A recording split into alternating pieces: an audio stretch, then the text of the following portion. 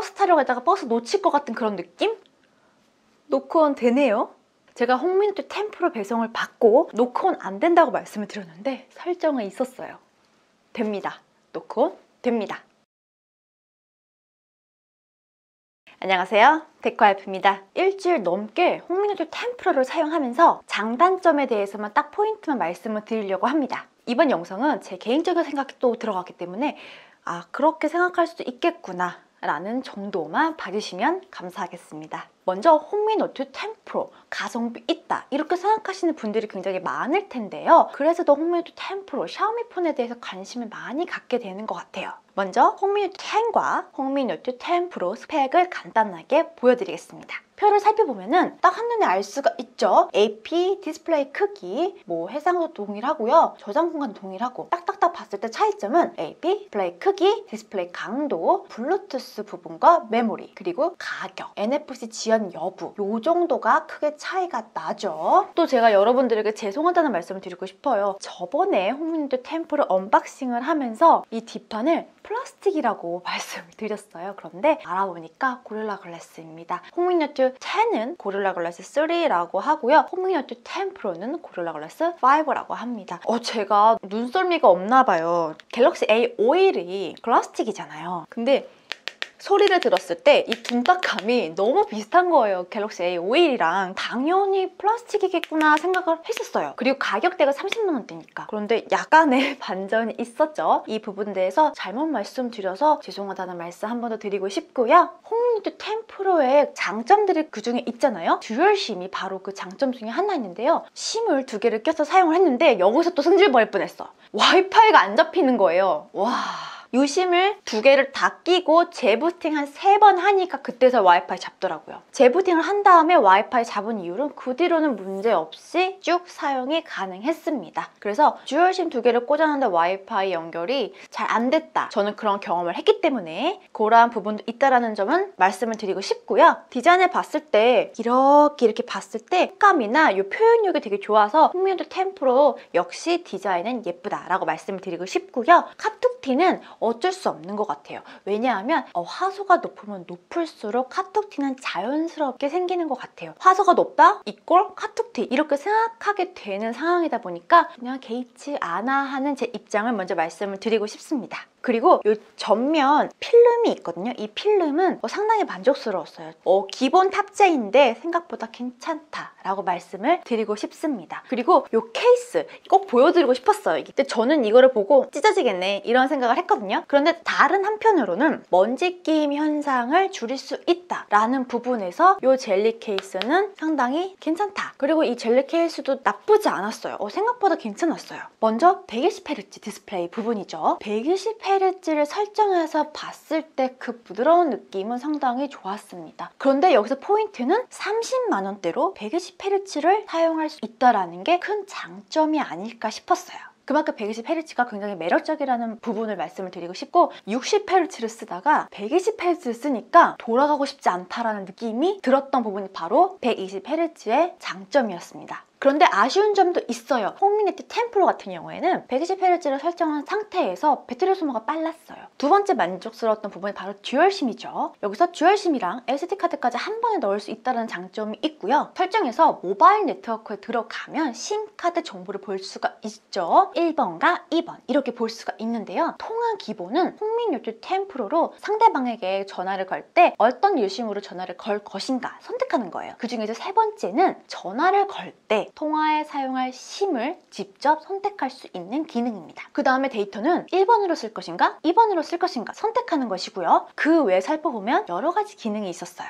듀얼심의 매력이 무엇일까 생각을 한번 해봤어요. 일단 처음에는 핸드폰 2개 사용하시는 분들에게 좋겠다라는 단순한 생각을 했는데 이거 통신요금 절약하는데 좀 한몫하겠는데? 라는 생각도 들더라고요. 예를 들어서 1번 심은 통화, 2번 유심 슬롯으로는 데이터만 사용을 하는 거죠. 가격은 저렴하게 쓸 수 있는 그런 장점이 있더라고요. 그래서 3사 통신사가 듀얼심을 싫어하는 것 같다라는 생각이 들었어요. 그래서 제가 생각하는 듀얼심의 장점은 데이터나 통신 PC는 나눠 쓸 수 있는 그러한 장점이 있었고요. 해외에 자주 나가시는 분들은 하나는 해외 심으로 사용할 수 있다는 장점이 있고요. 업무폰이랑 개인폰 두 가지를 사용했을 때 장점이 있겠더라고요. 그래서 어떻게 사용하냐에 따라서 듀얼심의 매력은 정말 무궁무진할 것 같다는 생각이 들었습니다. 이거는 버그 같아요. 일부러 이렇게 만들 것 같진 않아. 와이파이 연결된 상태일 때는 VoLTE 표시가 없어요. 대신 상단바를 내리면 보이죠? 여기서 와이파이를 끄면 VoLTE가 표시가 됩니다. 그리고 상단바 내리면 똑같이 보이죠? 버그 같아요, 제 생각에는. 세 번째는 화면이었어요. 그 설정 관련된 부분에서 굉장히 디테일하다라는 부분을 말씀을 드리고 싶었어요. 시력 보호 모드를 활성화시키면 클래식 종이 질감으로 내 눈 상태에 맞춰서 사용자가 직접 조절할 수 있다는 부분이었어요. 단순히 1번, 2번 이렇게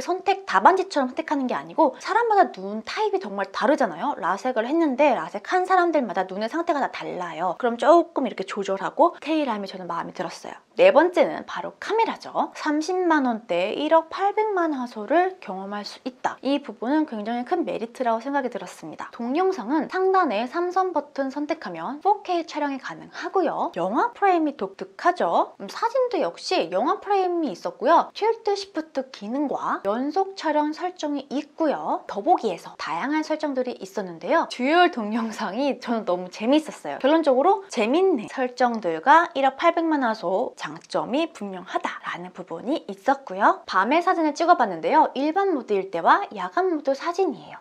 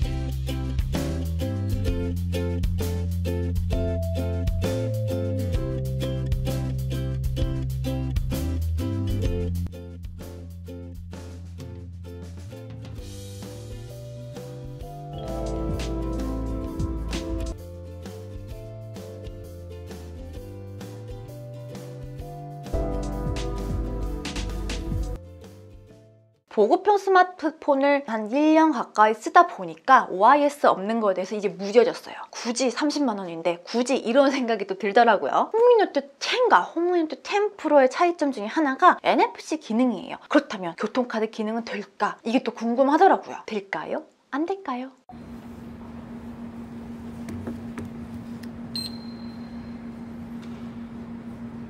굳이 삼성페이를 고집하지 않는다. 어떤 계정을 사용해도 무관하지 않을까? 이런 생각이 또 들었습니다. 사용하면서 조금 아쉬웠던 부분도 말씀을 드릴게요. 첫 번째는 바로 초기 설정할 때 와이파이 문제가 있었다라는 점, 그리고 듀얼심으로 연결을 했는데 와이파이가 한 번에 못 잡았다라는 점. 두 번째는 AOD 기능이죠. 이 AOD 기능이 한 번 눌렀을 때 저는 시계를 볼 수 있게 했는데 화면을 탭한 후에 10초 동안 표시되는 것이 고정이었어요. 바로 누르면 시계가 나오지 않고 한 1.5초 정도 기다려야 나오더라고요. 버스 타러 가다가 버스 놓칠 것 같은 그런 느낌? 그래서 이게 좀 아쉽더라고요. 제가 처음에 120Hz 사용했을 때 배터리가 빨리 단다라고 말씀을 드렸잖아요. 9시간에서 10시간 정도 생활 패턴에 따라 많이 다를 것 같아요. 우선 저는 업무하시는 분들처럼은 쓰진 않으니까 가능했던 것 같고요. 그리고 개발자 모드로 들어가면 어떤 게 있는지 대충 보여드릴게요.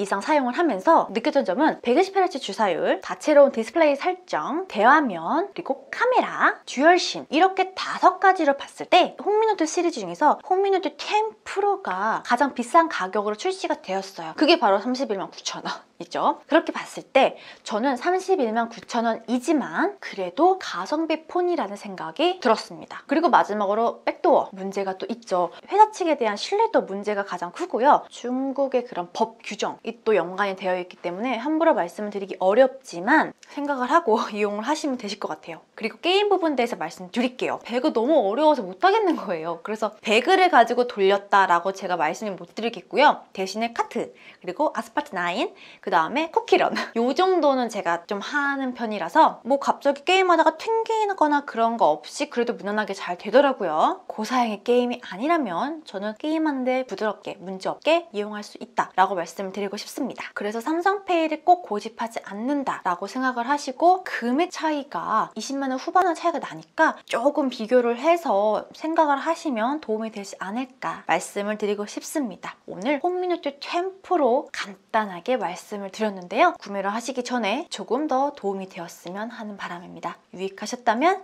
좋아요, 구독도 부탁드리고요. 센스 있는 알람도 부탁드릴게요. 복 받으실 거예요. 감사합니다. 테크와이프였습니다.